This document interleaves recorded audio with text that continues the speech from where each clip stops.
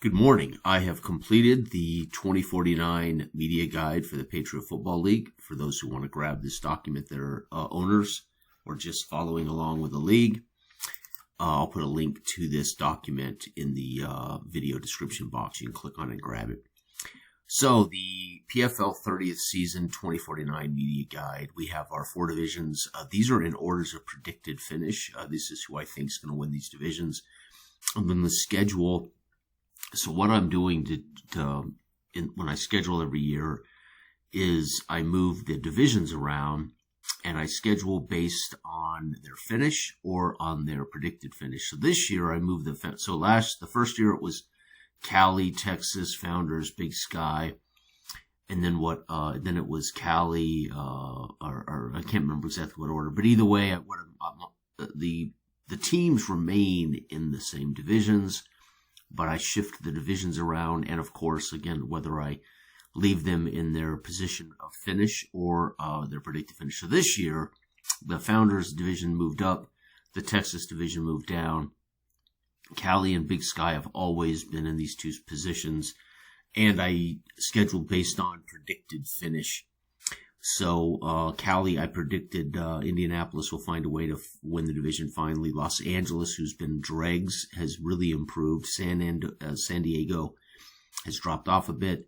Mesa is still featuring the best offense in football. However, I think that defense may catch them this year. It may hurt them this year for the first time. However, Mesa could very likely again lead the league in offense and still win this division. The Founders, Colorado, much improved. Their defense, their offense was already one of the best in the league. Their defense jumped to an A. I suspect Colorado is going to be very good. The problem is Colorado has Dayton and Carolina in their division. Dayton's defense jumped from a C to an A in the offseason, so they're fantastic. The Texas division, I have Dallas winning it again. They won it the first year, almost won it last year, and I think they're going to find a way with a rookie back to get this done. El Paso greatly improved. I got them second. Houston and San Antonio suffered too many losses on their defense. They are, I predict, will be last in the Texas division. Billings and Boise continue to be more consistent as both Fargo and Omaha dipped. Omaha decimated on their outstanding defense, was just decimated.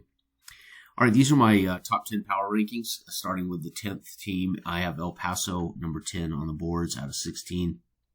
Dallas, number 9.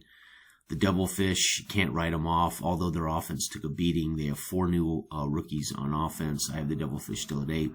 The Mesa Machine, again, this team for 3 years in a running has had the best offense in football, and their offense has remained intact. This is going to be difficult to bet against Mesa.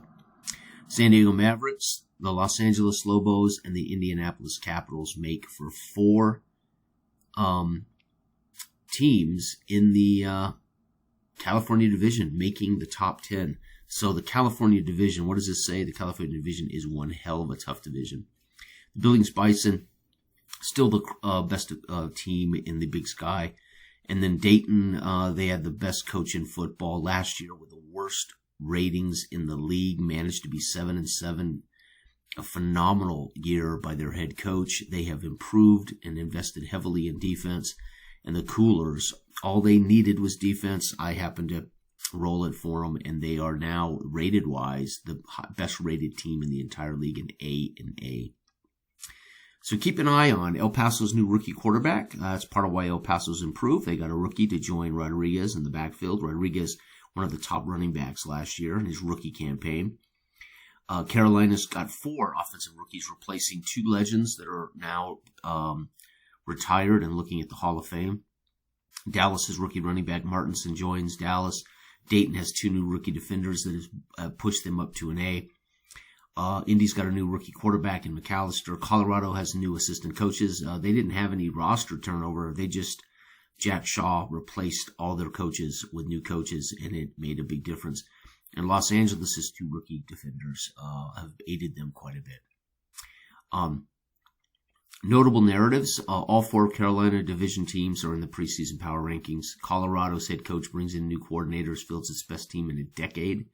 El Paso's Rodriguez gets help from quarterback Danny Morris, the rookie quarterback. The Machine maintained the league's top offense at the expense of their defense for a third year in a row, so we'll see how Mesa fares with that. Billings, Northborough, Boise, and Fargo all put their squads on notice, win or be replaced, meaning these teams didn't change hardly at all in the offseason. So obviously these owners and GMs are prepared to ride this roster one more time. Boise, for sure, will probably see big changes if things don't change. San Antonio and Omaha's defenses were decimated in the offseason by NFL scouts and retirements. LA and El Paso are operating paycheck to paycheck, and the water and lights may be cut off any week now. They're both completely broke. They have to win, or this year they really need to win. Dayton's head coach worked wonders with a bad roster and invested heavily in defense. Can their offense do enough to win it all? Indy and Dallas and LA are poised to make moves for the postseason berth. Carolina saw 2 future Hall of Famers hang up their helmets, Buick and O'Hanahan.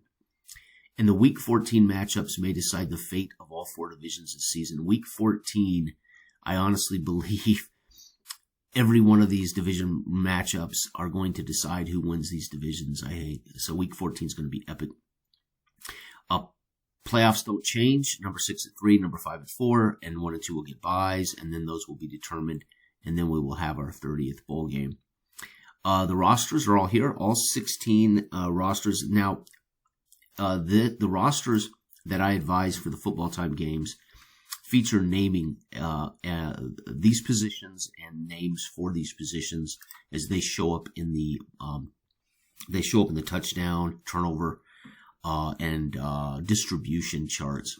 So this is what I recommend football time rosters are made of. Your head coach, your quarterback, your running back 1, running back 2, your 3 receivers, that would be split end, flanker, tight end, your top DL, your top linebacker, your top DB, and then your punter, your place kicker, and your return man. So 12 position units are the captains, basically, of these position units. Again, this jives with the stat generation portion of the rules. It jives with what might show up on the touchdown score charts, and it jives with allocation of receptions, carries, interceptions, fumbles, sacks, etc. So these are the way the football time rosters should be made. It's optional, but this is what I recommend. So I put down all those players and all the new players that have come in. For instance, these rookies, they're all marked with R, rookie coaches, rookie players. Carolina has a new rookie quarterback, rookie running back, 2 rookie running backs, and a rookie wide receiver. 4 of the once great players that made this team an A offense have either retired or been pilfered by NFL franchises. So all the rosters are here for those to follow along. Notable retirees and Hall of Fame nominees. Pauls of the Omaha Americans will be up for potential Hall of Fame. He did not have a long career in the league. Buick had a long career for Plattsburgh Platypus, as did his receiver O'Hanahan. Both of these guys are nominated for the Hall of Fame. And Farmer, the big middle linebacker of Dayton, was it Dayton? Also made the Hall of Fame. These guys all left for greener pastures of the $1 trillion empire that would be the NFL by now. Running back Dunning left the Mason Machine. Brandeis left the Dayton Triangles. Booth and Potts, a couple of solid veterans left. McDonald, one of the best linebackers in the league. Post, again, this was Omaha's McDonald, Omaha's Post. So 2 of Omaha's stars. Arnie left the Carolina Devilfish for the NFL, and Sable, Holmberg, and Lighthouse, all 3 of the superstar defensive players for the San Antonio Stars, left for the NFL. And then just a simple, may the 30th season of the PFL be brilliant and remarkable, and may the best team win. So there you go. For those who want this document, there will be a link to grab it in the video description box. Thanks for watching. Bye-bye.